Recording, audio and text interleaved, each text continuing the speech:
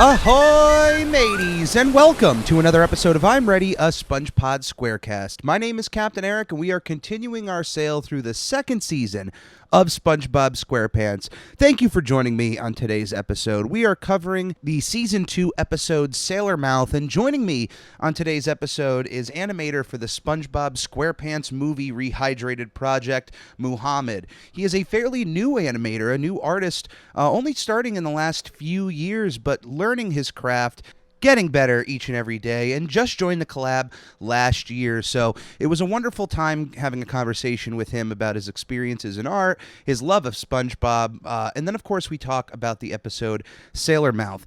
Before we get into that, though, I do want to talk about the release of the episodes in the last week. It has been an absolutely crazy week for me. Last week, I actually was a part of a wedding. I was in a wedding party, and throughout the week of preparation for that, I had all of the episodes pretty much ready to go. The unfortunate thing was that there was just a lapse in the release due to a hurricane, which also happened later on that weekend. Kind of struck up here in Connecticut, which is not a hurricane state last time I checked.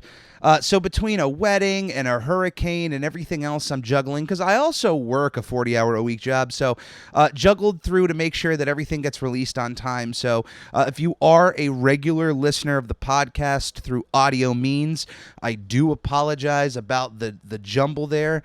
And just thank you for sticking with us. So I really appreciate that. By the way, once again, if you haven't stepped over to my newly updated YouTube channel, you can search up Captain Eric over on YouTube or check in the podcast description. I'll always have a link to our YouTube channel there. Every episode of the podcast will get uploaded on the YouTube channel. We're pretty much almost caught up where now YouTube will be releasing on a week-to-week basis at the same time as the audio podcast. On top of that, I'm also releasing video-specific content exclusive to YouTube and possibly to Facebook. I don't know. Still on the fence about Facebook Watch at this moment in time.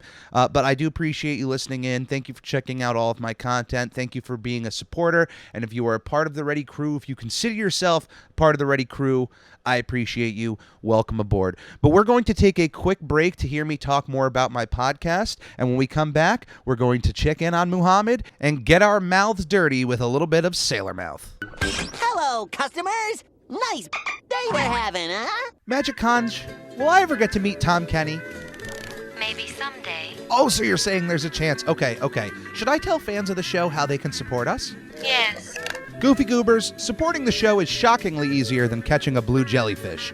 Right from our anchor page, anchor.fm/SpongePod, you can find links to all of our social media and a support button if you happen to have a few extra clams. Also follow us on twitch.tv/SpongeBobPodcast, where it's not only the official home to our sister show, Video Bob Game Pants, it's also where I stream live drawings of various Nickelodeon characters and host the opportunity for commissions and giveaways. Lastly, the official merchandise store is now open at redbubble.com/people/SpongePod, where various designs will be uploaded inspired by our show, including our official logo, which is now available on a multitude of products like t-shirts, stickers, duvet covers, and even a shower curtain. This is a podcast by a fan, for fans, and will always be fan-driven. Any way you see fit on supporting our show is much appreciated. Thank you, and enjoy. Escalators! Eels. Now, when it comes to those mature level SpongeBob episodes, most are going to think of this one at first, Sailor Mouth, a Season 2 episode, the first part of the 38th episode of SpongeBob SquarePants, first premiering on September 21st, 2001. This definitely ranks up there as one of the most mature SpongeBob episodes and one of the most mature Nicktoon episodes of all time. But crazily, it's not even in its content. It's just based off of the idea it places in the head of its viewers to kind of fill in the blanks. What is a curse word for you? What is a mature word? What would be the word that comes out of the mouth of a sailor? And I really couldn't do this episode alone. I knew when I put my episodes up to the collaborators of the SpongeBob SquarePants Rehydrated project, I knew somebody who was going to have a bit of a humor with the profane, was going to pick Sailor Mouth, and I am glad to be joined today by none other than Mohamad, animator for the SpongeBob SquarePants Movie Rehydrated. Thank you for joining me, Mohamad. Thank you for having me, Eric. Now, I mean, did you zero in when you looked at that list of episodes? Did you zero in on Sailor Mouth, or when you just saw it, was that As one you soon had intentions of? as soon as I saw Sailor Mouth, I was like, nah, I have to get this one because that's one of my favorite episodes. It's so on the edge of all the SpongeBob episodes, compared to others. It's just like really, it's like you said, it's one of the more mature ones, and it's really funny. It's the best written episode I can see so far. It's weird because it's only mature in its use of innuendo, and the fact that it's just a fill in the blank moment. So whoever's watching in that moment can think of the naughtiest word in their head, and boom, it becomes funny then to think of these cartoon characters saying those words. And it can be a wide variety, even if you're someone who doesn't automatically, you might think of like the worst of the swear words, which we're not going to touch upon today, and we're not going to fill in the blanks here as we Yeah. talk about it.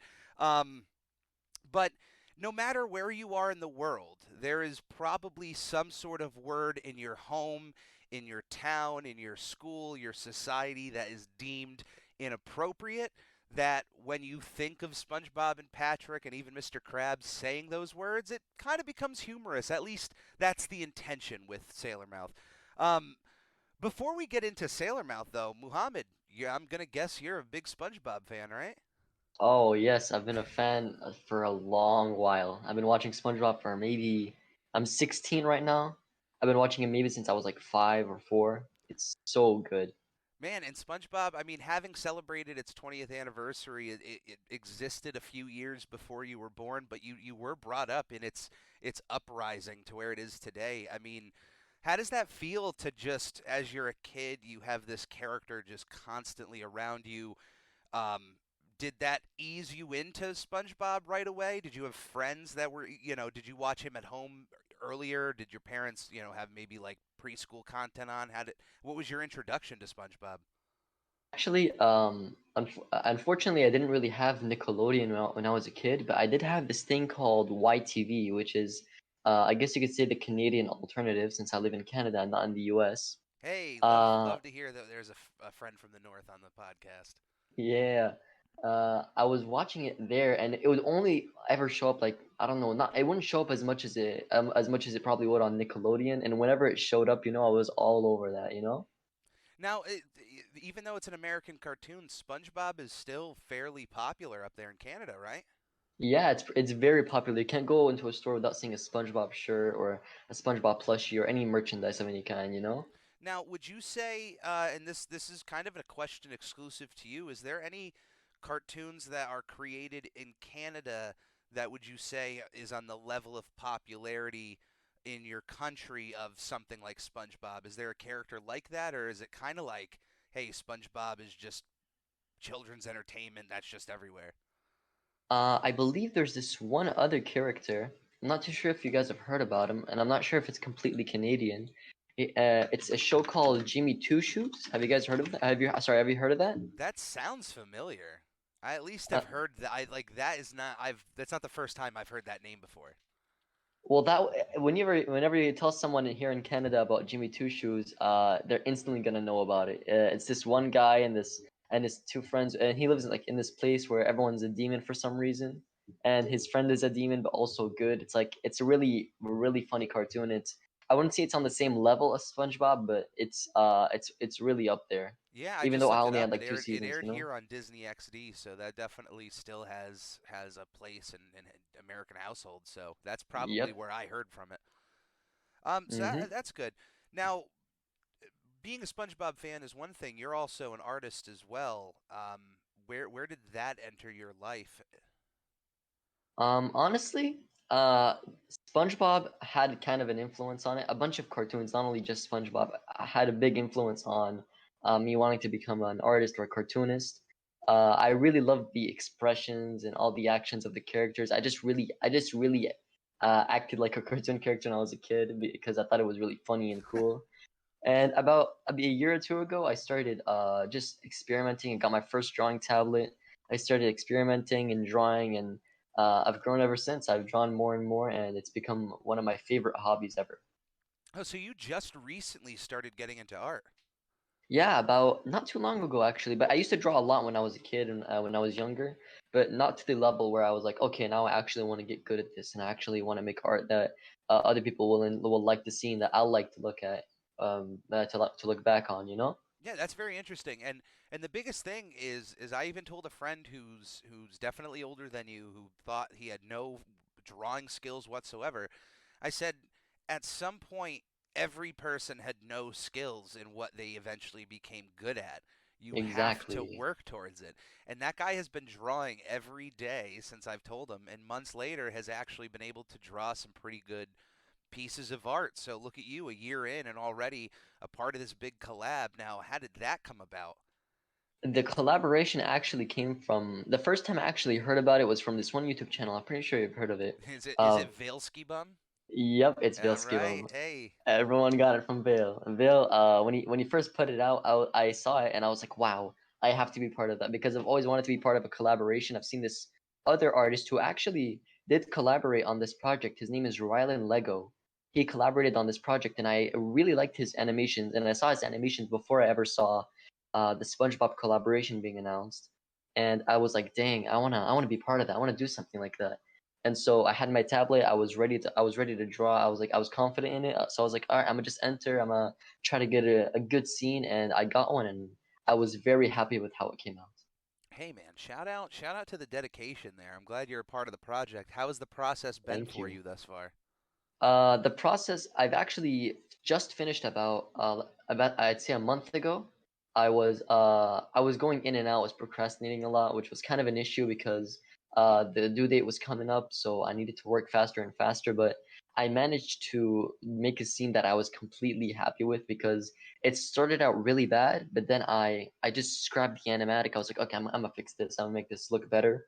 So I drew a new animatic and I actually like looked at the 12 principles of animation by Alan Becker on YouTube and I learned a lot from because I watch a lot of art videos and a lot of that stuff, so I learned a lot from it and I applied it into my animations and with these little like details and these little touches really made the animation pop out and stand out, so I was really happy with the result. It's really crazy how one video or one little piece of advice can alter your art for the better. Yeah. I definitely would recommend to anybody, any artist out there of any medium, watch videos on YouTube, soak in that information because you never know what that one little piece just sends a light bulb off in your head and then just helps you out for the rest of your life. Yeah, I usually think they were, and people might think that watching other people draw might be boring, and I used to think the same thing. But when you just sit down and look at their process and look at how they start and how they end, they start out with like simple lines and weird sketches, and then they end up with like really amazing drawings. Like Draw with Jazz, he starts out with like little sketches that look really weird, and then he ends up with like amazing drawings. That process is just fun to. It's better, in my opinion. It's funner to watch someone draw than to see the final product like just like that. No, absolutely. The process is 100% of the biggest deal apart. That I mean, as you said, you sometimes whenever they start out with something, it's never how it ends up. Look at Bob Ross. That guy will throw just like Yeah. five blotches of paint on the canvas, and within like 20 minutes have an entire landscape, and you're just like, what? Where it took a weird turn there? Where did this Yeah, pop where up? did that come from? Yeah. Well, I'm glad you've had a good process on this collab so far. Would you ever join another collab? Have you already joined another one? Have you thought about it? Well, I'll be honest. This was my first collaboration that I ever, and this was the first actual animation that I actually put a lot of time into, and I actually wanted to polish fully. I do have some older animations, but I wouldn't say they're as polished as this one. And I want to take a break because I'm actually working on some animations. I'm on some drawings that I'm working on back at home in Lebanon, and I'm trying to finish those and then take a small break, maybe try to improve my own art style and make my drawings look a little more better than they are right now because there's still some things I do need to fix about my art style and the way I draw. Hey, you're always going to be looking forward, not looking back. Yeah. And especially and that's what I love about this project too is that it's not just featuring pieces of animation from veterans or people who've been doing it. Like you said, this was the first piece of animation you've made and Yeah. it's in this big collab. Like I love that. I've seen many people make some amazing animations. I've watched. I always try to keep myself. I'm like, I gotta wait for the movie to come out, but I can't help it. I go on YouTube and I just see a pop up saying, "Oh, scene 27 of the SpongeBob collab." I click on it. It's an amazing scene, and I see the process. It's amazing. I'm like, wow, can't wait to do that someday. There's so many That's good, beautiful. yeah. That's a really great perspective to have on it. That you're looking forward to getting there. Don't yeah. That's keep moving forward with that thought. Yeah, thank you. Now, you and I got to sit down together and watch Sailor Mouth, which was really fun. Normally, I have mics on and we hear laughter and whatnot, but because of just the heat wave today, I had to have the air conditioner on. But on my end, I was absolutely laughing throughout this entire episode. Yes, This is one same here. of the funniest SpongeBob episodes there is. This episode, Sailor Mouth, was written by Walt Dorn, Paul Tibbett, and Meriwether Williams, the juggernauts of season two. I mean, when you think of season two of SpongeBob, almost every episode is pretty much worth its weight in gold, but this kind of Yes. might sit above the rest. I don't know. In terms of comedy, it does. It was so I had my mic turned off because I was a bit confused. I was like, oh, should I turn it on? Should I keep it off? But I was actually dying of laughter the whole time. There were so many parts inside of the episodes that made me jump. There was this one scene, oh my god, when SpongeBob was like, oh, what's gonna happen? Patrick says, I don't know, and then SpongeBob says we're probably gonna get 40 lashes, and then Patrick Patrick just has 40 eyelashes. I'm like, bro, a, what? a classic SpongeBob gag with Patrick thinking he was going to have 40 eyelashes instead of Oh, that made me the die of worst case laughter. situation, getting lashed 40 times. This episode starts out with pretty much the closing shift at the Krusty Krab. It is nighttime, and I feel spoiled in season two with how much we've gotten to see of the Krusty Krab during the night. I feel like I don't know. There's just been a lot of these times where they're going to closing time. They've already touched upon it a few times this season, and here we are once again. We get this great gag in which Mr. Krabs asks SpongeBob to take out the Take bag out the of crat. take out the bag Yeah. of garbage, bag of trash, and SpongeBob. It, you know what? Some people He might went take this off. joke as being innocent, but I take it as him just being completely on cue with a wonderful joke in which That was an amazing joke. That oh, was like he completely dunks on Squidward in which he he went tells Mr. off on Krabs, him. why would you say that about Squidward? Oh, Oh, com- that was put the amazing. sunglasses on, you've won it. Squidward didn't even have a clap back for that. That was just it. Exactly. Um, SpongeBob brings the trash out to the dumpster, in which he then gets to see some dumpster writing, which is the writing of the people. I love that gag as well. Just like, hey, this is the most honest opinions you're gonna get from people. He starts, reading some graffiti on the dumpster. If you do note some of the graffiti on the dumpster, some of which he doesn't read out, there is a writing of Patchy was here, which is Oh, of Patchy the course, Pirate. Yeah. a nod to Patchy the pirate. Now, as far as we know, Patchy has not gone down to Bikini Bottom, so no idea how that happened or Oh, how that got maybe there, that but dumpster fell from up from the surface to the water. You never know. that is a very big possibility, or at least that piece of metal that was eventually used for the dumpster. Yeah, possibly. Now this is where SpongeBob, in reading this writing, goes through. We get another gag about a Squidward piece of graffiti not being finished and SpongeBob finishing it in a nice way, but he comes across a piece of writing that includes a word he is not really familiar with. Now, we don't know as the audience what this word is. This is our very first instance of fill in the blank. Now, anytime this word is uttered, a dolphin noise plays instead.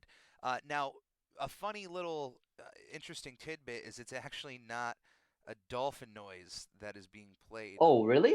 Yeah, you would think it's a dolphin noise, um, but it's in fact a sped up chirp of a kookaburra that was What? originally used in the 1963 film Flipper and is still available from the first volume of the premiere edition of the Hollywood Sound Effects Library released in Oh yeah, I've 1990. heard that there's a lot of sound effects from like back in the 60s, 50s, and 40s that they still use today. Like the Yeah, laugh tracks in some Nickelodeon and Disney shows, they use those laugh tracks.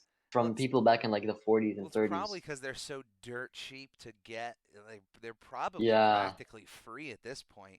yeah, Um, quite possibly, yeah. So it's funny that between Flipper, which is a very popular dolphin in our media, and an episode like this perpetuating that noise, we keep thinking that noise is like, oh yeah, that's a dolphin noise, but it really isn't. It's a kookaburra. Patrick comes in at this point and reads the word and tells SpongeBob it's a sentence enhancer that that you can add it to sentences, you can add it before words, after words to enhance the sentence. And SpongeBob and Patrick, of course, in their usual way, just kind of go off the rails with this information. Yep. I Um, won't lie, Patrick kind of does have a point because that's basically how swear words are used in our society. They're always used, as like a sentence enhancer. Like it's not necessary to swear or to say anything, any curse words, but they say it just to make their sentence stand out from everyone else's. You know? well, he is right.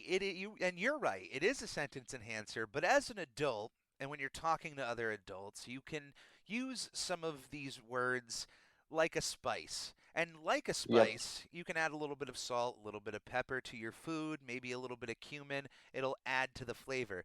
If you add too much, it is Oh, that going becomes a to problem. be Yeah. a problem. And just like I think kids maybe in middle school might do when they start really swearing in front of each other, there's not even a meaning to the swearing. You're just saying it because you Yeah, they can. just And say it for no reason. yeah. I find it's kind of unnecessary, but I mean, it's if like it's between themselves, so like I don't know, I can't really tell much on that situation. Well, that's what Yeah. I just feel like that the way SpongeBob and Patrick enter the Krusty Krab with this energy that they have to say it almost every other word. Like my first thought is being back in middle school and acting that way with my friends of like Yep. we have to swear as much as possible because we're alone and we know We're these words. Yeah, cool. we're cool. I think it's Yep. one of the funniest scenes in SpongeBob history of just SpongeBob and Patrick audibly swearing in front of people and just go ahead, put in whatever words you want. It's one of the funniest scenes. SpongeBob getting on the intercom and just all of the disgust from the different patrons of the Krusty Krab. No, the only people who are happy about this are the little kids who are just Yep. giggling about hearing the words. Typical children. Yeah, Typical yeah. children. Yep. Um, Because when you hear that word out in like the wild as a kid, and you like your parents like start like telling you don't listen to them, don't listen, but you're like listening, you're laughing, you're enjoying it because it's so funny. did you You ever don't hear that word accidentally often. swear in front of your parents when you were a kid? Probably more than once, yeah. Unfortunately, it did not end well. Yeah, I can't. Mine, it had to have happened at least once or twice, and I definitely maybe got a smack on the face for it by like a grandmother. Yep, But I don't think it ever really happened that much for me. I was pretty good to keep those words behind closed doors. yep, same here. I would definitely not go into a public place and start screaming at the top of my lungs swear words. Some people would, unfortunately, because they're just that confident, you know? Some people would. I don't know. There's just something about that in general makes it so funny.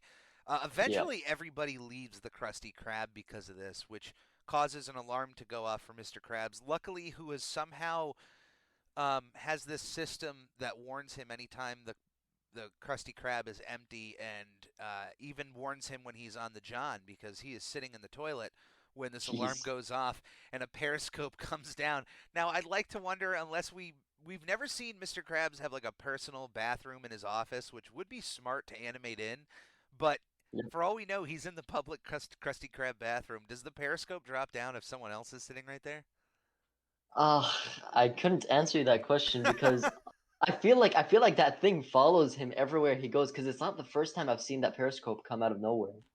It always comes out, for example, when he's in the office, he's like looking for plankton. He uses that and he just sees him walk. He's seeing him exactly where he's walking, so it's really funny how it comes out of nowhere. Yeah, yeah. I thought it would have been so funny if he wasn't in there, if he was just in the wrong stall and that thing dropped down.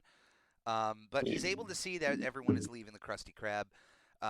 Eventually, he finds out it's because of SpongeBob and Patrick swearing. I love that even though he knows Patrick at this point, he's still when he yells for SpongeBob to be in front of him, he goes SpongeBob and SpongeBob friend. and friend front and center. Um, Exactly. Now, this is what's weird. Mr. Krabs has literally no jurisdiction in front of Patrick, other than being the owner of the building he's in. He can certainly kick Patrick out of his building, but outside of the building, he has no means to tell Patrick what to do or what to say. I guess maybe they see him as a sort of parental figure because they're still children. If I had some old man come up to me like as a kid and tell me, "Hey, don't do that," I'd listen to him because he's an old man. He's a sort of he's more wiser, I'd say. So I guess that's how they see Mr. Krabs because later in the episode they do say, "Oh, let's be good citizens and good people, just like good old Mr. Krabs," you know? That I mean, it certainly is a possibility. SpongeBob, even though he is an adult, still definitely would look up to Mr. Krabs as a father figure. Patrick, Exactly. just being lost in the world, certainly would look up to Hmm. Mr. Krabs as a father figure because they're not going to look up at Squidward like that. Um, Yep. yeah, Mr. Krabs does put down the kibosh of warning these guys that these are swear words, these are sailors' words, don't use them. I love the gag here. This is probably the most adult thing I'll ever mention on the show, but it is a gag that was mentioned here. Mr. Krabs says that there are 13 words that you should never use. Yeah. Squidward then brings up that I thought there was only 7, which is a reference to the classic George Carlin bit, the 7 dirty words that you're not allowed to say on television. Um, Oh. That's a thing. I thought it was just like a quick gag. Like, oh, I thought there were only 7. Then like, oh no, if you're a sailor, there's much more. You know? yeah, George Carlin in 1972 had a bit in his stand-up comedy of the 7 words you can never use on television. The 7 words you can never say on television are. Yeah, so he actually had this bit, and what's significant about this bit, it's not just that this guy said 7 words on a stage. There was actually massive backlash for this bit in our society at the time. He was, um, this was like a massive moment in censorship and where it stands. And Oh, because he actually. Oh wait, was it a censorship or was it like a like satire, like or just no, a so joke? George Carlin, for all intent purposes, is probably the greatest stand-up comedian we've ever had. Probably neck and neck to Richard Pryor, if you've ever heard that name as well. I've honestly never heard of both of them, unfortunately. Yeah, both of them. Once you get into that world of stand-up comedy, they're kind of neck and neck on the mountains up top. But George Carlin in the 70s was just kind of the first guy to really go there in terms of words you shouldn't say in public, but why not? And talk Hmm. about it on stage and have an open conversation. But at the time, he was the first guy to really do that, and in that way, and just caused an issue and conversation in our country. So it was a big deal in terms of like those words and whatnot being on television, and since then things have evolved and changed. But yeah, I love that little George Carlin reference here because Squidward, just referenced the 7 words there. Mr. Hmm. Krabs then tells him, no, it's 13 if you're a sailor. It's beyond me what those other words could be, but I'm open to I'm open to hearing them from Mr. Krabs at some point. Honestly, I don't even know. Like in their universe, they make it sound like swear words are just like a word people made up. I don't even understand how swear words are a thing because people just make up words and you're like, okay, here's a word. You're not allowed to say this word. Like, how does that make sense? You know? Once a word has a negative connotation, it then just becomes inappropriate. And then there's varying degrees of that inappropriateness that you have. So there's some words that aren't necessarily bad. I'm sure that there's adults out there that wouldn't like kids saying the word damn, Yeah, It's I not get you. that bad of a word, but yeah, you don't want it to come out of the mouth of a 6-year-old. Yeah, So that's true. It um, doesn't sound right. yeah, so there's just as you grow older, but then once you're 18, there are just certain words that hey, don't cross this line.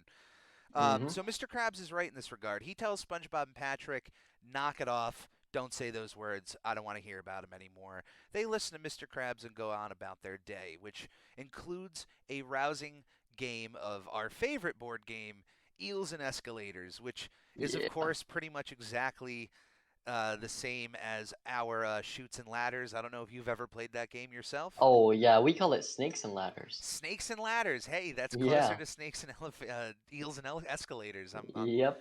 I'm about that. There's shoots and ladders, snakes and ladders. Either way, it's a game in which some directions are good, some directions are bad.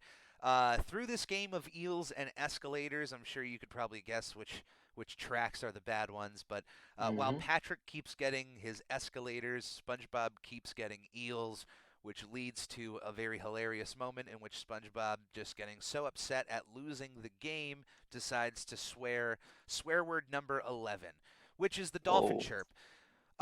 Now, there are a bunch of episodes in which this chirp is used in regards of a curse word being said. So, Oh, um, really? yeah, there's a lot of other episodes. Even a few other episodes before this, SpongeBob had kind of swore in front of Mr. Krabs. There weren't any bleeps to it, but there's a few other episodes in which that bleep is used.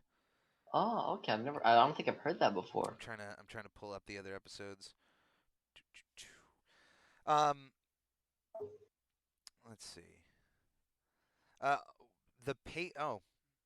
dolphin noises are heard in other episodes, but they are not used to censor expletives. An example would be the dolphin Mm. noises in Jellyfish Jam, and then the paper and You Don't Know Sponge. So there's Mm, that. okay. It's not a censor, but it's just used. Not a censor. I was the censor part I brought up because there in the episode we just watched, Krusty Love.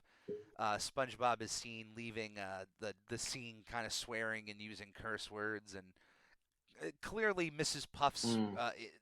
reaction in that regard was Oh to be yeah, that it's of like when curse he's like words. yelling at Mr. Krabs, right? Yep, yep. Yep, I've seen. I love that part so much. It's so funny. And she Uh, pulls out like a book she's reading. She's like, "Oh, oh, oh, oh." yeah. There's even words she didn't know. Those must have been the sailor ones. Maybe Krusty Love happened after this episode canonically. Yeah, possibly. Um, once Patrick hears SpongeBob use this word, he's not really a good friend in this regard because instead of letting it slide, he decides he's just going to tell on SpongeBob to Mr. Krabs. Then ensues a back and forth battle between SpongeBob and Patrick, each trying to get to Mr. Krabs first. Patrick then the classic kid conundrum when you say a bad word, but then the person telling on you says what you said because now you can throw them under the bus because they've said it now. That kind of whole regard. Brings me back to like second, third grade. Those were Yeah, the days. those were the days. Um, Eventually we get to Mr. Krabs, who then finds out that both of these boys disregarded his rules of not swearing, and they've both said number 11. Um, Mr. Krabs is very upset about this, but in his way of about to punish them, he stubs his little foot, and out of his mouth comes a swear, Oh. or some word that is, of course, not good, which then causes SpongeBob and Patrick to realize that the ball is now in their court. Mr. Krabs has now sworn, and they have to go above him, which would be his mother, Betsy Krabs. We get the debut of Mrs. Krabs on SpongeBob SquarePants here, in a pretty funny regard, if I do say so myself. Not as funny as her later appearances, but just the fact that these two boys are coming to her house to say your grown son has swore. And like Mr. Krabs is like in his 60s or 70s or I think 80s right now. How old is his mother right now? Well, Holy. she's if he's anything, I'd say he's closer to his 50s. She's got to be in her 70s or 80s. I mean, Either I never ask way, a woman her age, but absolutely. But if one of my employees went to my mother's house to say your son's four, she would laugh them out of the house. Like, yeah, I Yes, it's know. like bro, he's 50. Come on, man. Yeah. Get out of here. But of course, Mr. Krabs doesn't want his mother, I guess, to know that he uses naughty language. A bunch of the language is used in front of her, which causes her to faint a bit. Mr. Krabs, then rightfully so, gets to be angry at the boys for bringing on this naughty language to his mother, but Mrs. Krabs takes the situation under her claw and makes all of the boys repaint her house because of their use of naughty language. We get one Yep. final gag before the end of the episode in which we're led to believe that Mrs. Krabs herself has swore, but it was just in fact Old Man Jenkins' jalopy and his loud car horn. Hmm. All in all, this is one of the better episodes of SpongeBob SquarePants, and it's one that works beautifully culturally, internationally, because, like we have already talked about, everywhere in the world there is just a bit of language that is just deemed inappropriate. Don't use this, and you know, so no matter where you are listening to these words, listening to these characters talk, whatever language that is coming out of the television screen, it's a funny episode, and it works across the board and is still funny almost 20 years later. Yep. One of the best episodes I've seen ever. What's your favorite gag in this entire episode, Muhammad? My favorite gag, honestly, the one that actually made me laugh the most was the lashes one. Like I said before, that was hilarious. I cannot get over that part. Yeah, that's one of the biggest gags out of this episode. I really, for some reason, I love the idea that SpongeBob, in seeing, we didn't, I mentioned it before, but when he found the graffiti that says Squidward smells, I figured, Good. oh, somebody didn't finish this graffiti and then Yep. spells good under it. It's such a simple joke, and it's one that it's gonna make me smile for the rest of my life. That's why I love it. That was the one of the funniest gags I've ever seen too. Also. My friend, thank you so much for coming on to the show. It's a blessing to have you on. I'm glad you picked this episode. I knew it was going to be a special one. I am excited to see your work in the SpongeBob SquarePants movie Rehydrated when it drops later this year. I can't wait to celebrate that with you, and I would love to have you on a future episode if you are down to be on. I am completely down. Of course, just send me one and I'll be right down. Thank you so much for having me. This was really fun and really nice to be on. Oh, no problem. Now, you mentioned you had an Instagram. Do you want to just tell everybody what that is, or if you have any other things you'd like to tell them about? All right. So yes, I do have an Instagram.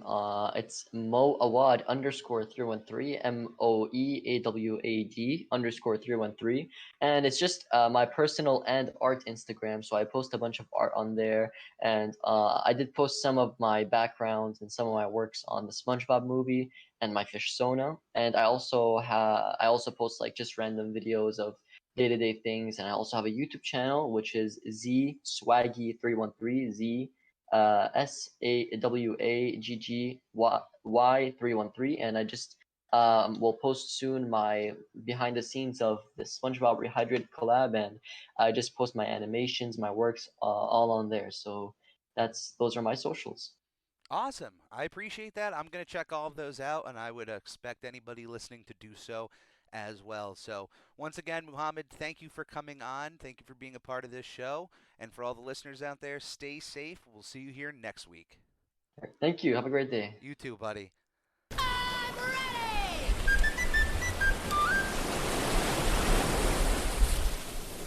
Magic Conj, will I ever get to meet Tom Kenny? Maybe someday. Oh, so you're saying there's a chance. Okay. Should I tell fans of the show how they can support us? Yes. Goofy Goobers, supporting the show is shockingly easier than catching a blue jellyfish.